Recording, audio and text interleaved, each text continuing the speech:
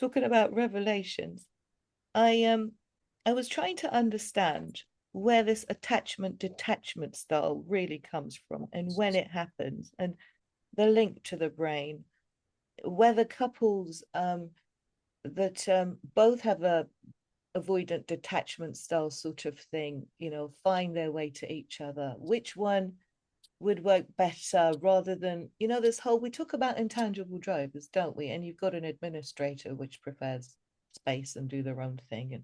But I believe there's also this attachment style that comes into play with couples. Do you remember we talked about what makes a happy marriage? Yep. But going back to the whole attachment detachment style, you talked about dating versus marriage, right? And the Hmm. whole have tos that make people lose energy when they go, oh, Hmm. I have to like be here, or I have Yep. to, okay, to do And this this. gets back to marriage. It gets back to what's the ideal marriage. Isn't it something you want to do together? Right.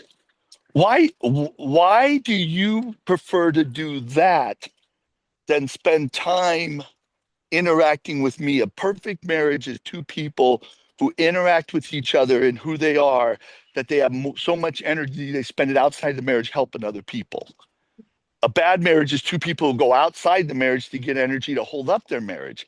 Going outside the marriage to get energy to stay married. Yeah. People don't know that revelation. So it's like, I don't know what a real great marriage is. When I do that, there's two types of marriages that I tell that story. Everybody's eyes open up. No one's ever heard that first type of marriage. And so you have a choice. You prefer to Mm. spend your time doing this. Don't come home ever complaining. If you would prefer to go do that, it must make you happy. And that's where I call it weed kill it. You go, hey, what you're doing right now is what you believe it takes to make you happy. So when you come home from that, have a freaking smile on your face and don't complain. Mhm.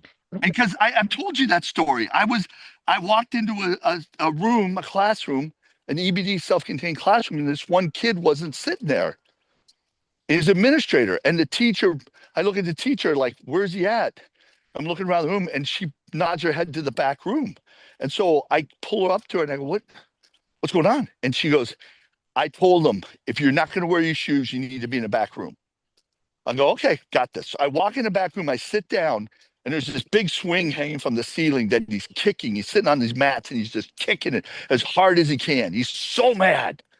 And I just sat there and I waited like 30 seconds. And then I said, are you happy? What do you mean, am I happy? I go, well, you got what you wanted. Teacher gave you a choice. You can you can put your shoes on and be with the class, or leave them off and come back here. You chose this. So are you happy? Instantly, his unconscious went, I'm out of here. 90% of his energy went away. And he's sitting there trying to convince me it's not his fault. But he's got no energy. He's not kicking anything. He's not. And it's like, that's what I do is I come in and cut the legs out from under someone's unconscious. That kills 90% of their energy. Now we can have a conversation.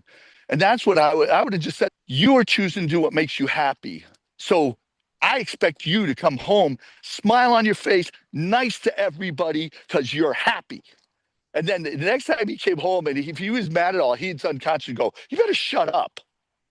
Because you're choosing, because see, now you're using his unconscious to police him. You're choosing to do this because you think it's going to make you happy. So be happy or I'm out. And he'll come home and that energy will be gone from him being destructive. And then pretty soon he's not going to go out. Because his unconscious go, well, you're an idiot.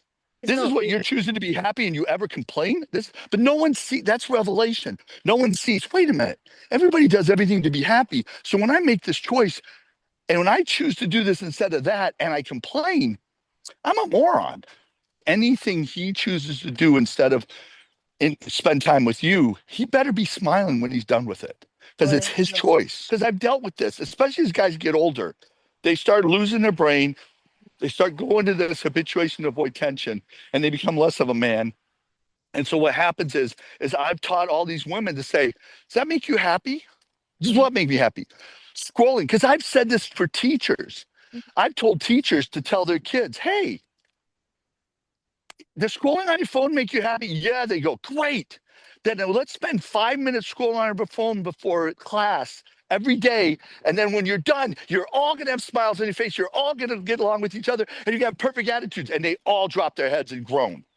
What? Moron here is sitting in the front just said for all of you that that makes you happy. So be freaking happy. Let's do it. 5 minutes. Ready? Be happy. And then that ends that stuff immediately. But Okay, I've well, taught it to women about their husbands. That make you happy? Oh, yeah. Good. You go forward on that. You don't argue. You go forward. Okay, good. Do that. And then when you're done with that, I expect you to be smiling because you said happy. You're smiling. You're engaged. You're spending time. You're going to be a plus. You're going to be a net positive in this family. So go ahead and scroll. It's like you just ruined scrolling for me. What? You're the one who said it makes you happy. Be freaking happy. let's go back to the why, John. Let's go back to the why. They think, and I'm not going to say they choose, that they think that is happiness. The whole addictive. I would rather do anything than get to know somebody and get And to what does that lack? And somebody. what does that lack? The Well, big word that started our entire conversation. What does that lack? correct. Revelation. You So, have to open a door to yeah. show them another perspective, or they can convince themselves that's happy. That's why I'm talking revelation. Great. If you're happy, then it's this. And it's like, wait a minute. I didn't, yeah, you never considered that. So That's why. I'm trying to get to like why this happens in the first place. I told you the reason why. He's wired his brain to avoid tension. Who And does that? Who wires their brain like that? everybody, if they don't intentionally move towards embracing tension or are pushed towards embracing tension, that's everybody in the world. 96% of people are zombies. I know they are, They're John. not, they're not able to have a conversation, not able to handle any tension. I get you and I understand that. However, I'm trying to say, I believe a lot of this goes back to attachment style. It's Okay. it's not. It's not. Okay. Well, okay. So if Here would be my point about attachment stuff. And I've said this to women who have cramps from their menstrual cycle. I've said this and I've helped women with this. It's yeah, like, look, you know, if imagine a boat yeah, and if it's not moored or anything and the yeah. waves come, it's going to push it. You know, these waves is these menstrual cramps. The waves is this attachment effect. The wave is your zodiac sign. The wave is the stars. If you are completely useless, yeah, then that's totally running your life. Okay. If you have an anchor there, it's going to push you, but you're not going to run on shore, but it's going to push you. If you're just floating, then yeah, the attachment's having a major effect. If you start sailing that ship, you start being focused, that attachment's just going to be a little nuisance.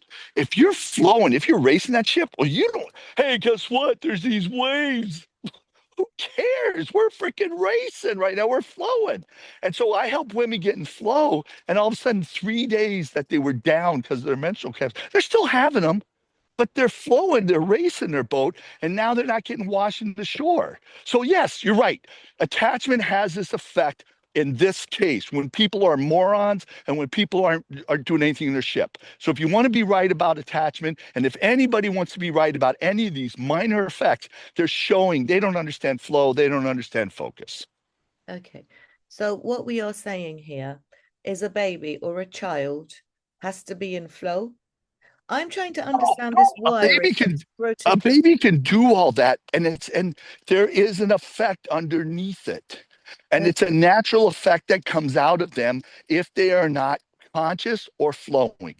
So Okay. everybody, because that's what's going to happen. Eventually, the speech I had to give them as a man is your conscious brain is like the game controller, and you're the mind using it to play the video game. Mhm. Your conscious brain is corroding every day. Your unconscious is going to be fine. The game's going to work fine, but your controller is going to be damaged. And the more stressed out and you throw it and everything else, the quicker it's going to be damaged. And at some point, you know what? You're going to have no control on what comes out. And you know what? At some point, whether you like it or not, and it might even be happening right now, all of these anger bursts, all of these I don't have energy to do stuff, all of that stuff is happening because your conscious brain is beginning to corrode to the point your controller sucks. And sometimes it works and sometimes it doesn't. If I was you, I'd make sure I got all the right behavior in your unconscious, because you're either going to end up the sweet little old lady or the crotchety old man. And right now, you're on the path to be a crotchety old man. And when your unconscious completely goes, you're going to be the guy yelling, screaming in the street, and doing all this stuff. And there's nothing you're going to be able to do about it because you don't have the conscious brain to get it back. Now, where do you want to end up? And that's right in front of his unconscious, and his unconscious will be on top of him for the rest of his life. And now every time he's going to do something destructive, it's like, buddy, you're eventually going to lose your conscience and you're going to revert back to being a baby. You're right. The baby has no control. But what happens is we build control, and then we're supposed to take control, and then we're supposed to consciously do stuff so it's in our unconscious, so it runs right and we're nice without even trying.